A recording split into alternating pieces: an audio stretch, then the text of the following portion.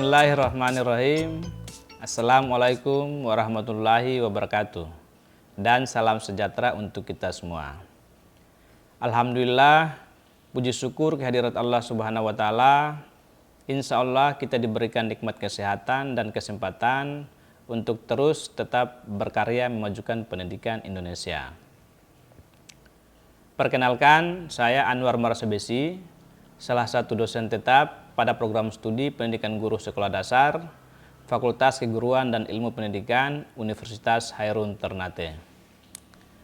Alhamdulillah, saya diberikan kesempatan untuk mengampu beberapa mata kuliah, baik di semester ganjil maupun di semester genap.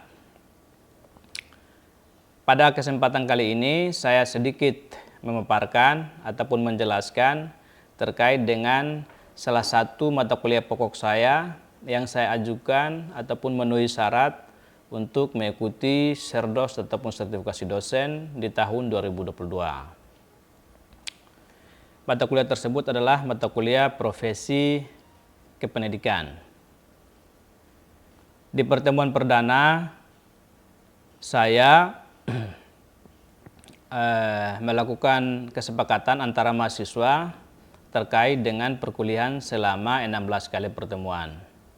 Di pertemuan perdana tersebut saya menjelaskan garis-garis besar pada mata kuliah tersebut serta penekanan peraturan-peraturan yang harus dipenuhi ataupun disepakati bersama mahasiswa dengan dosen ataupun mahasiswa dengan saya. Deskripsi mata kuliah. Mata kuliah ini mahasiswa diharapkan dapat memahami, menjelaskan, menganalisis tentang konsep profesi, kompetensi guru, peran guru, kode etik guru, dan penerapan profesi melalui organisasi keguruan.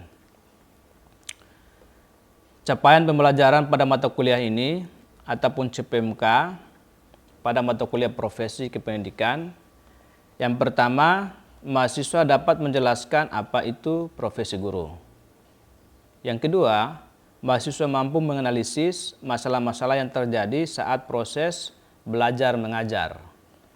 Yang ketiga, mahasiswa dapat mengimplementasikan 4 kompetensi guru. Yang keempat, mahasiswa harus mengetahui berbagai macam peran guru, memahami dan menerapkan tugas pokok sebagai guru. Yang berikut adalah kode etik guru. Nah, pada mata kuliah tersebut saya telah menyiapkan beberapa materi selama 16 kali pertemuan. Yang pertama, profesi keguruan dalam mengembangkan siswa. Yang kedua, 4 kompetensi guru. Nah, 4 kompetensi guru ini menjadi poin yang sangat penting bagi mahasiswa menyiapkan diri sebagai guru nanti.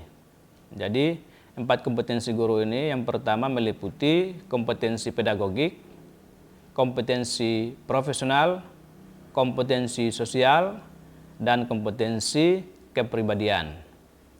Nah, yang berikut berbagai peran guru dalam pembelajaran.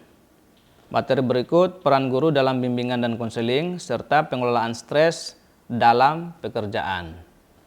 Materi berikut kode etik guru dan penerapannya dalam berbagai bidang kehidupan guru. Yang terakhir adalah micro teaching ataupun praktek mengajar.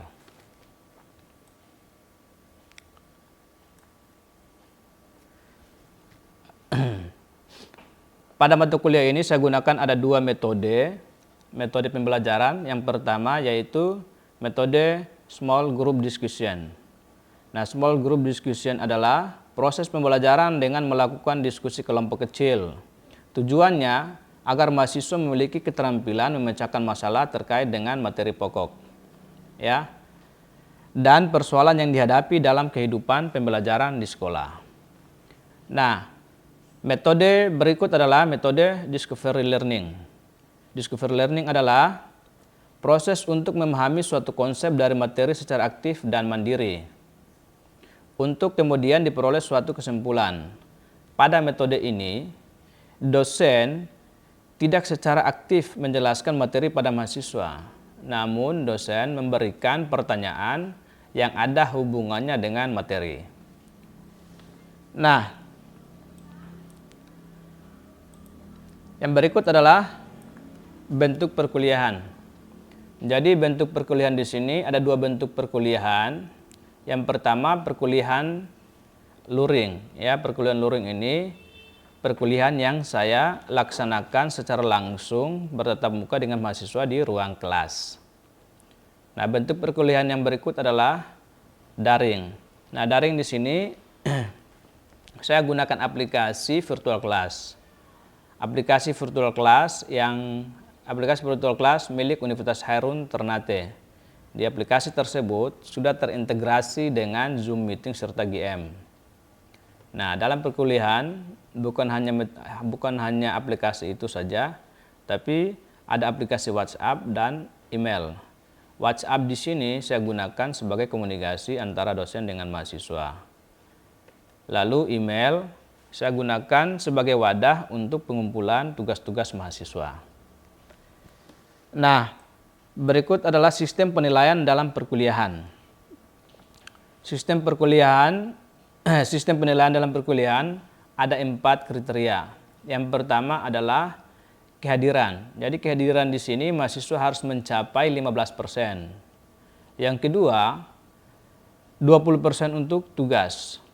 Yang ketiga, 30% untuk UTS, dan yang keempat adalah 35% untuk UAS. Nah, itu adalah sistem penilaian pada mata kuliah saya. Sekian dari saya, sedikit yang saya paparkan terkait dengan mata kuliah tersebut. Berikut adalah video pembelajaran saya. Nah, jadi tujuan dari mengenal karakteristik anak didik kita agar kita bisa menempatkan posisi baik pembelajaran ataupun bisa menempatkan posisi duduk anak tersebut ketika kita sedang dalam proses pembelajaran. Itu kita bisa memposisikan mereka, oh si anak ini orangnya aktif. Nah, sangat aktif, dia suka mengganggu teman satu dengan teman yang lain. Nah, kita bisa memposisikan tempat duduk dia dengan tempat duduk teman yang lain, ataupun kita bisa memposisikan dia duduk sendiri juga bisa. Nah, bisa juga posisi anak yang aktif tadi yang awalnya duduk di belakang, kita pindahkan duduknya di depan. Seperti itu. Tujuannya kita bisa mampu mengontrol dan mampu mengatur. Salah satu tujuan ataupun fungsi mengenal karakteristik anak. Nah, tujuan yang berikut, kita mengenal karakteristik anak didik kita ini agar kita bisa kembangkan potensi mereka karena kita mengenal karakter mereka. Seperti itu. Ya, semisalnya orang itu memang secara intelektual dari psikisnya itu bagus, kita bisa kembangkan, cuman orang tersebut atau siswa tersebut diam. Nah, makanya kita harus bisa mengajak dia untuk aktif. Nah, bagaimana caranya agar kita mengajak siswa itu bisa aktif? Kita bisa memposisikan tempat duduk dia bersama dengan yang aktif tadi, kalau yang sependiam. Atau kita bisa memposisikan dia yang di belakang di depan, yang di ujung bisa didekatkan kita, kan seperti itu. Nah, berbagai macam strategi kita harus memahami dan meningkatkan kompetensi yang dimiliki siswa. Oke, jelas suara saya? Jelas, Pak. Jelas, Pak. Jelas. Nah, yang berikut, menguasai teori belajar dan prinsip pembelajaran. Menguasai teori belajar. Adakah yang tahu menguasai teori belajar? Halo? Ya, Pak. Ya, Pak. Nah, coba saudari menjelaskan salah satu teori menguasai teori belajar.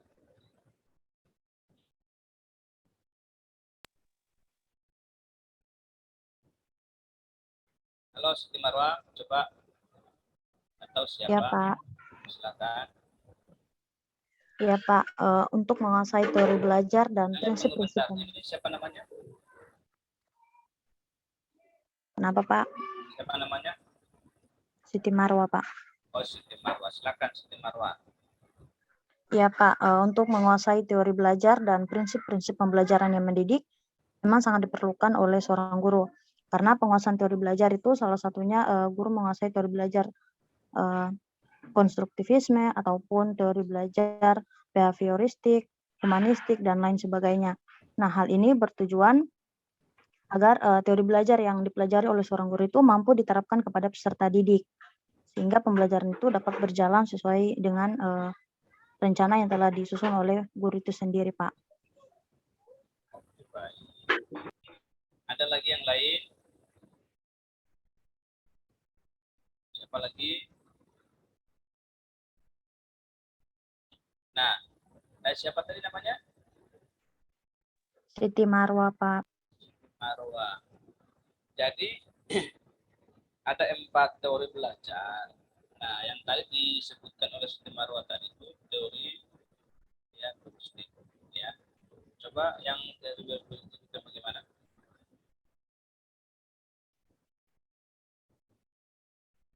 Nah, bagaimana itu? Teori apa tadi disebutkan? Teori behavioristik, konstruktivisme, dan humanistik, Pak. Nah, behavioristik itu yang bagaimana? Untuk yang teori behavioristik yang saya pahami itu teori pembelajaran yang dimana memberikan stimulus dan mengharapkan respon yang nantinya diberikan, Pak. Oke, baik. Jadi memberikan stimulus ini berupa seperti apa? Semacam apa? Yang bagaimana stimulus itu?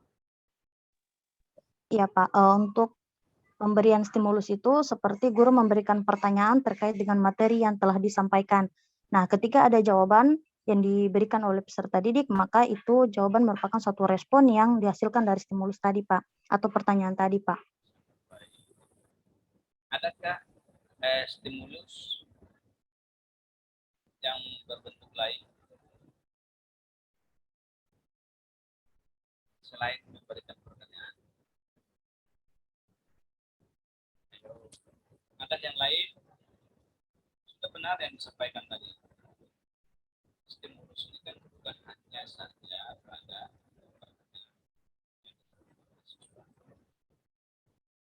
selain pertanyaan apa? Tidak Supriyanti, Rahmania, ada Rahmania? Rahmania masih ada?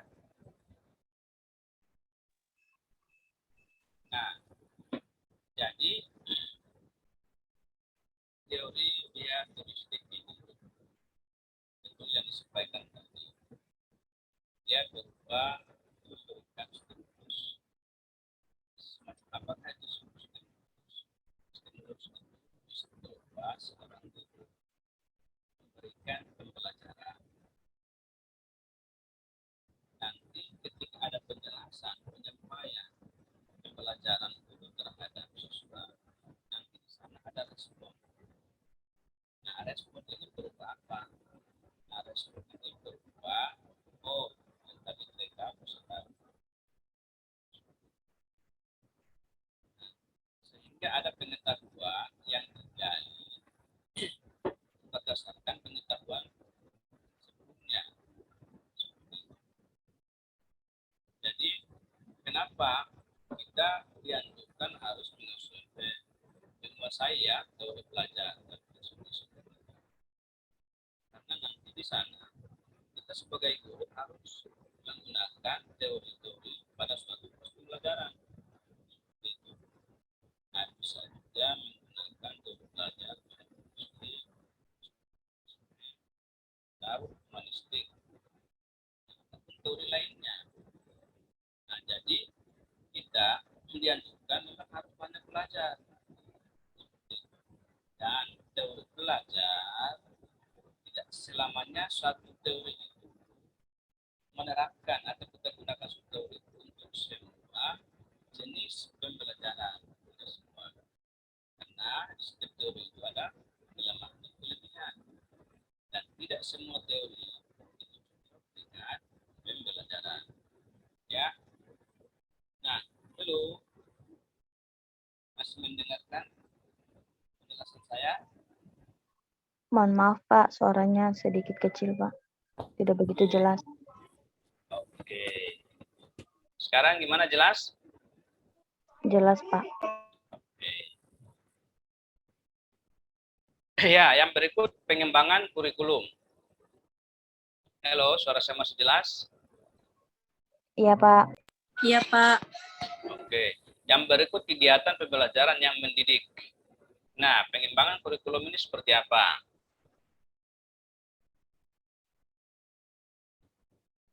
Halo, masih mendengarkan suara saya?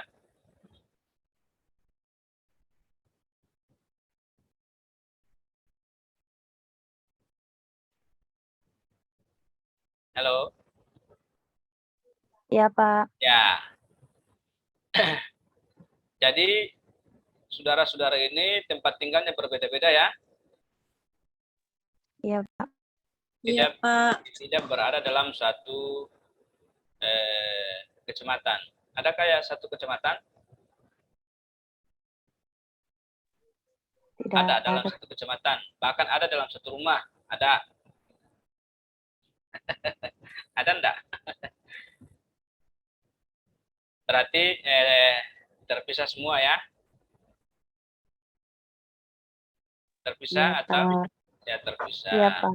Oke. Ada Pak yang hadir ini, coba saya ingin sebutkan nama lengkapnya dulu yang dari peserta yang sedang hadir. Coba yang dari pertama siapa? Siapa yang ingin memulai terlebih dahulu? Nama lengkapnya siapa? Saya Pak. Oke. Nama lengkap saya Siti Marwa Samsu Alam Pak. Oke, selanjutnya siapa lagi? Yang selanjutnya. Halo, yang selanjutnya siapa? Selain Siti Marwa. Saya, Pak. Oke, siapa? Fitri Widiani. Fitri Widiani. Baik. Yang berikut. Saya Pak Dinda Eka Wulandari. Pak mohon maaf ya Pak, jaringan saya jelek Pak. Oke, baik. Yang selanjutnya. Siapa? Saya, Pak. Oke, selanjut. Nama saya Sindra Pujar, Pak. Oke. Yang berikut. Siapa lagi?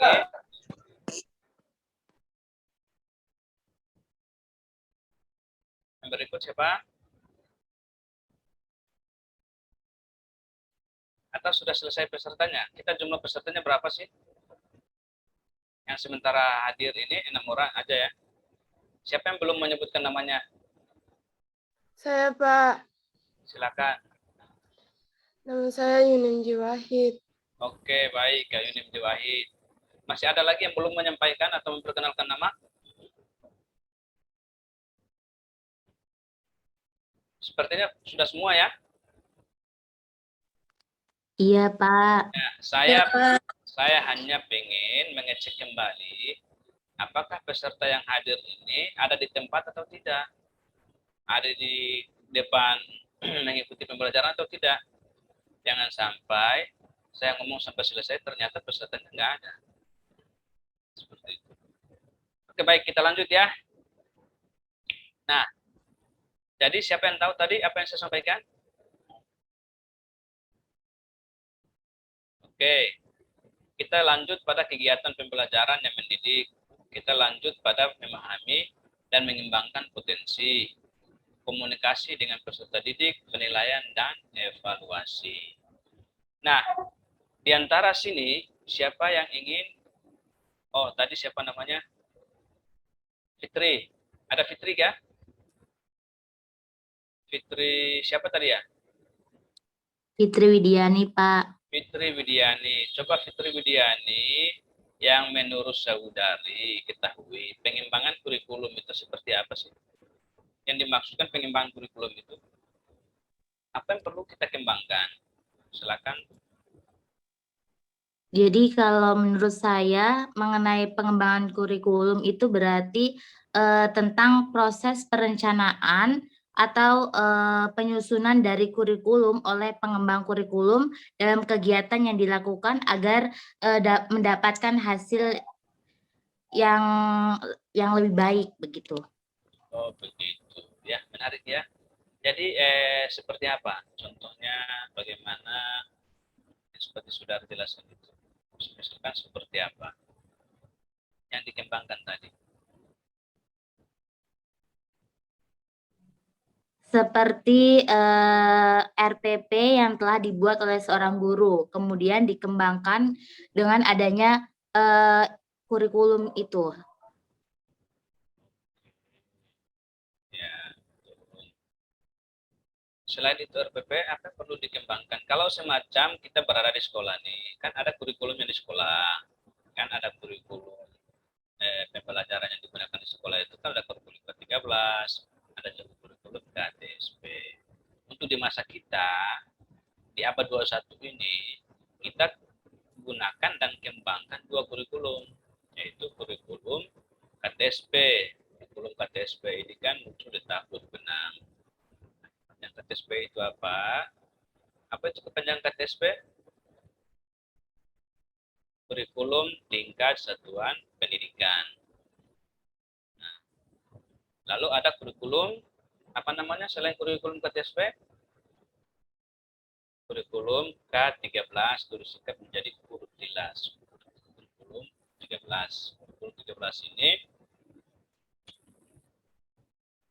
itu diterapkan di tahun 2013. Nah, yang kita kembangkan itu bisa jadi kurikulum yang di sekolah yang dipakai kurikulum K13 itu. Jadi semua kegiatan aktivitas di sekolah itu bisa kita kembangkan. Itu baik dari aktivitas guru, aktivitas kepala sekolah, aktivitas administrasi, itu termasuk dalam satu wadah kurikulum.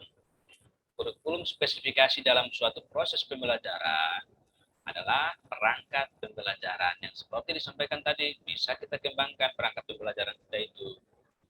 Nah, misalnya seperti apa perangkat pembelajaran kita? Misalnya RPP.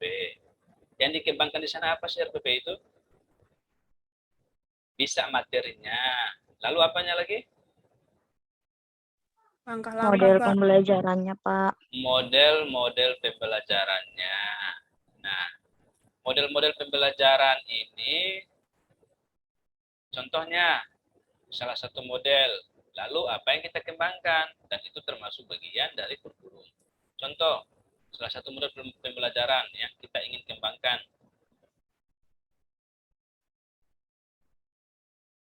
Seperti apa? Seperti ya model talking stick, seperti picture and picture, seperti jigsaw, seperti NHT, number head together.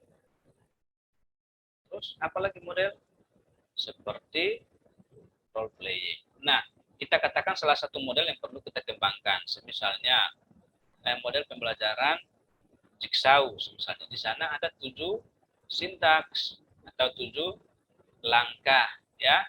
Nah, 7 sintaks atau 7 langkah itu kita bisa kembangkan. Dari 7 itu bisa berkembang, ya. Dari misalnya satu kembangannya 1A, 1B, 2A, 2B. Kita kembangkan. Ataupun dalam bentuk angka dari 7 itu bisa menjadi 8. Bisa. Yang penting sintaks tersebut kita tidak perlu kurangi. Ya. Jelas ya? Nah, selanjutnya kegiatan pembelajaran yang mendidik. Ya, kegiatan pembelajaran yang mendidik. Kegiatan pembelajaran yang mendidik seperti apa? Seperti apakah itu kegiatan pembelajaran yang mendidik? Adakah yang tahu? Kegiatan pembelajaran yang mendidik. Seperti apakah? Seperti apa itu Saya, kegiatan? Pak. Ya, silakan. Sebutkan namanya ya. Ya, Pak. Oke, silakan sebutkan namanya.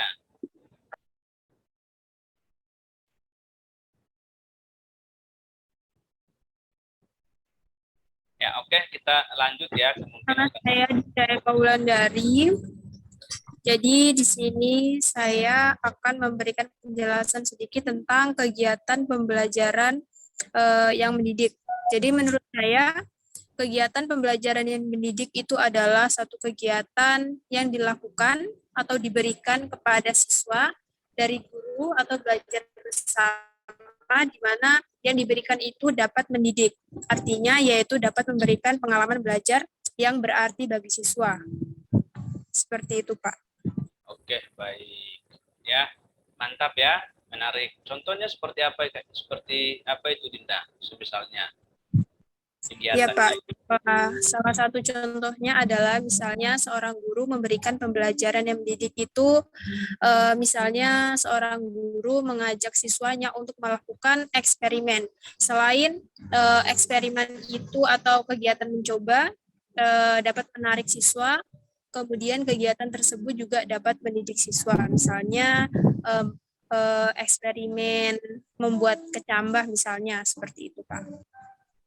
Oke, baik. Jelas ya berarti ya. Adakah yang lain selain Dinda? Oke, pendekatannya seorang guru harus memberikan pembelajaran yang mendidik, berbau positif, kegiatan-kegiatan yang bisa meningkatkan potensi mereka, meningkatkan bakat mereka, meningkatkan pengetahuan mereka ya. Seperti salah satu contoh yang disampaikan oleh teman kalian tadi, yaitu si Dinda. Nah, kita selanjutnya memahami dan mengembangkan potensi. Nah, jadi memahami dan mengembangkan potensi ini itu tugas guru. Bagaimana guru harus mampu memahami dan mengembangkan potensi siswa ataupun anak didik kita. Seperti itu. Nah, kalau anak didik kita mampu memahami bahwa oh si A, si B, oh ini potensinya bagus nih. Nah, kita harus kembangkan potensi tersebut. Jadi ada potensi-potensi juga yang kita harus mencoba menggali bakat-bakat peserta itu agar kita bisa mengetahui bahwa ternyata ada bakat terpendam ya, yang kita bisa kembangkan. Nah, yang berikut adalah komunikasi dengan peserta didik ya. Selain komunikasi dengan peserta didik, penilaian dan evaluasi. Jadi ada tujuh domain pada kompetensi pedagogik ini sangat penting ya, harus dimiliki oleh siswa. Harus dimiliki oleh seorang guru. Ini waktu kita sudah selesai. Materi selanjutnya nanti kita bertemu pada pertemuan selanjutnya. Tapi di minggu depan itu pertemuannya luring ya, jadi pertemuan langsung di kelas.